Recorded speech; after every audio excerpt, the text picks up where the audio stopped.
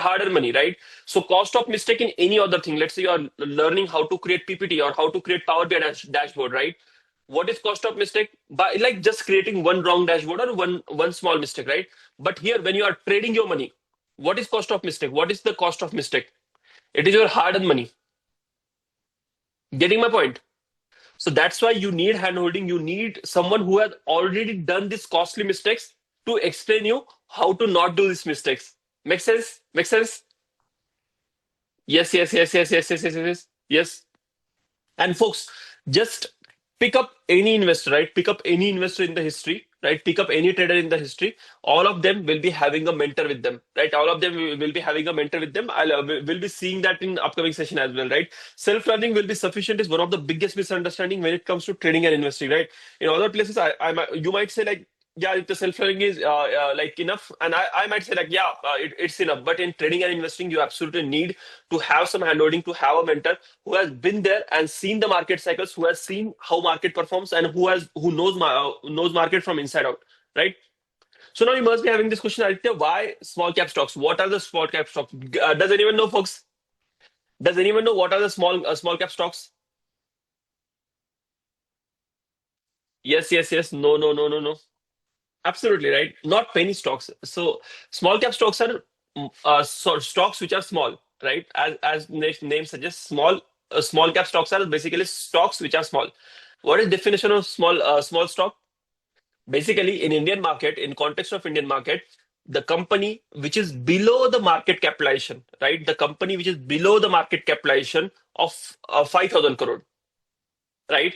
If company is of market capitalization 4,999 crore, it is called as small cap stock, right? It is called as small cap stock.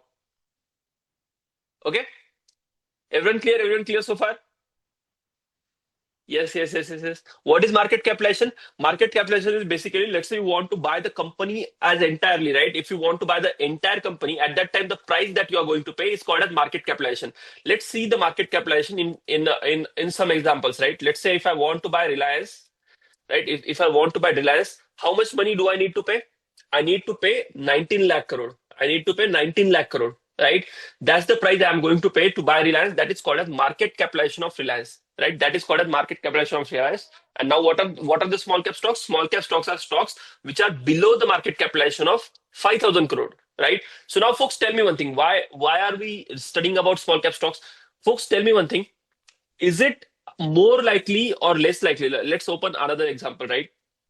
So I'll just open this example of the company which is into e-commerce of dental products. Okay. So folks, tell me one thing. So this is Reliance, right? Is it more likely or less likely for Reliance to become a 19 crore company? Basically, scaling their company by 100 times in upcoming 10 years. Is it more likely or less likely? Less likely, more likely, less, because it's already so huge, right? It is already so big company. So do you think like Reliance becoming 100 times bigger is more likely or less likely? It's less likely. But let's say if we find a really good small cap stock which has really good growth potential, if this company wants to become a 1 lakh crore company, is it more likely or less likely as compared to Reliance? it's it is more likely, right? It is more likely. So that's why so the growth room, the headroom for growth is very high when it comes to small cap stocks. I think, should I invest in this company? So folks, whatever company that I'm going to discuss today, right? Whatever companies that Rahul is going to discuss today, am I or Rahul recommending those companies? Am I or Rahul recommending those companies? No, no, no, no. Do not do not invest in any company whoever asked you to, right? Even if I ask you to invest in some company, do not do that. Just do your own research. Today I'll promise you one thing. Today I'll promise you one thing, that I'll be making you as capable as me in like how to analyze stocks. Will that be super thing? You'll understand how to analyze balance sheets. You'll analyze how to like analyze the con cost. You'll understand how to analyze each and everything about the company with the super prompts, right? It's like 30 lakh rupees worth of MBA knowledge in just like consolidated in one session, right? How many of you folks have done MBA in the session right now? Me. I think from IIM, me, right? How many of you are CAs? How many of you are CAs? Me. So, folks, you guys know already like how difficult it is to analyze balance sheets, how difficult it is to analyze cash flow statements. In today's session, it is going to be so simple, so elegant that you guys are going to forget like how the old method, right? That's my one big promise to each and every one of you. Okay. So yeah, so that's a small cap company. Why do we invest in small cap? Because there is a huge growth potential, right? If you find a correct small cap company, there is a huge growth potential. That's why we invest in small caps. But whenever there is high returns, there will be folks. Whenever there is high returns, there will be high risk, right? There will be high risk, right? And what is the risk associated with small cap stocks? What is the risk associated with small cap stocks? Small cap stocks are volatile. Small cap stocks are volatile. What is mean by volatility? What is mean by volatility? Let's say if Nifty is rising by 5%, small cap stocks are going to rise by 25%, right? But if Nifty falls by 5%, small cap stocks are going to fall by 25%, right? I'm just giving you random numbers for your understanding, right? But it it like rises up very fast, also it falls very fast, right? So if you can handle volatility, if you can handle volatility, at that time only small cap stocks are for you, right? But many of you might be having this thing in mind. I cannot handle volatility, right? I'm already like not that good at handling volatility. What can I do, right? So at that time, folks, would you like me to recommend you the best mutual fund out there? Yes. This thing, the only one thing I'm going to recommend, right? The only in the entire session, only one thing I'm going to recommend, because this is not recommended by me. This is recommended by my mentor, right? This is recommended by my mentor, right? I consider Mr. Warren Buffett as my mentor, right? So it is recommended by him, right? So what did he do? What did he do? Warren Buffett did like really good thing. He like created one bet, right? Mr. Warren Buffett created a bet once of $1 million that he could beat any fancy hedge fund or mutual fund manager, right? Whatever quant fund, whatever like PPA, like all the funds managers, he challenged them, right? He challenged them for 10 years over the 10-year time frame, right? And he crushed them with a unique technique which required absolutely no skill, right? So you can see, so he challenged like 10 hedge funds, right? Among them, you can see like Fund A, Fund B, Fund C, Fund D, and Fund D, right? All of them didn't was not able to outperform whatever Mr. Warren Buffett chose, right? And it requires zero investment skills. It requires zero investment skills. Would you like to know this fund? Would you like to know this fund, which is going to charge you like nearly zero charges, right? Which is going to charge you nearly zero charges for the management, and it is going to be like time tested and the best fund out there. Yes, yes, yes, yes, yes, yes, yes, yes, yes. Yes. So, folks, the fund which I'm talking about is called as index fund, right? What is index fund? Index fund is basically the collection of top 30, top 50 companies. If you are investing in top 30 companies, it is called as Sensex, right? If you are investing in top 50 companies, it is called as Nifty 50, right? So directly buy Nifty 50 and Sensex if you cannot handle volatility, because whenever you go for buying some fancy mutual fund, flexi cap fund, quant fund, any fund that you are going to buy, folks, in long term horizon, Nifty 50 is going to outperform 95% of them. Make sense? Are we going to play our luck on like finding those 5%? No, don't do it, yeah. Okay. So if you cannot handle volatility, if you don't want to choose your own stocks, then absolutely go for index fund. Everyone clear? Everyone clear? But a lot of you might be having this thing. Aditya, I can handle volatility, and Aditya, like I have long-term vision. How many of you are like that? Like Aditya, I can handle volatility, and Aditya, I have long-term vision. I can wait for my returns, right? Me. I can allocate certain part of my portfolio on the stocks, which can be 100x, which can be 200x in the future, right? Me, right? For you guys, I have something super, right? So just buy index fund, right? So now you must be having this question, Aditya, like why don't this hedge fund guys or why don't this mutual fund guys buy the small cap stocks that you are mentioning? Are they fools? No, they are not fools, right? They're smarter than us. They're smarter than you, or they're smarter than me. They're the smartest people out there in business, right? Then what is the unfair advantage that we have? Does anyone know? Does it sound like fishy that why don't then these hedge fund guys buy the small cap stocks? If these small cap stocks are so good, if they are going to grow by like 20, 30, 80, 90% a year, right? Why don't they buy it? Right? Why do we have this opportunity? Folks, in the business of investing, right? In the business of investing, we have very good thing, right? Very good thing, which is basically I'll explain you, right? I'll explain you. Okay. So let's say if there is a mutual fund, how much assets does a mutual fund have under its management? Around 5,000 crore on an average. बराबर है? Is it correct? On an average, a mutual fund has 5,000 crore under their management. Yes, yes. And if how many companies on an average mutual fund have in their portfolio? How many companies on an average mutual fund have in their portfolio? Around 40, 50, right? 40, 50 is good estimate to have, correct? So let's say if they have 50 companies in their portfolio, how much minimum amount of investment they should be doing per company? What is like average investment they should be doing per company? It is like around 100 crore. The average investment they should be doing in a company is 100 crore, right? If company is so small, if company's market capitalization is 1,000 crore, can they buy stock worth 100 crore out of this company? I don't think so. If they try to buy stock worth 100 crore from this company, this price is going to shot up to 5,000 crore or something like that. Yeah, because there is not enough liquidity. There is not enough liquidity in the market, right? There is not enough liquidity in the market. Okay. So this is so beautiful thing. The investing thing is so beautiful, folks. If I enter into market with my capital of maybe 10 lakh rupees, and if I'm really good at compounding my money, now if I make my capital 100 crore, right? If I make my capital 100 crore, so the kind of bets I could take at 10 lakh rupees, the kind of companies I could invest at 10 lakh rupees won't be the same. The kind of companies I could invest at 100 crore because I have too much capital to invest in some opportunities, some small opportunities which are really good, but I cannot invest because I have too much capital. Everyone clear? Yes. So here the beautiful thing is there. If you have too much capital, you cannot invest in the opportunities. You have to leave these opportunities to new investors, to the new investors, right? So basically, if you have too much capital, if you have too much money on your hand, right? If you have too much money on your hand, right? You cannot invest in small companies because by buying, right, it won't be worthwhile for you.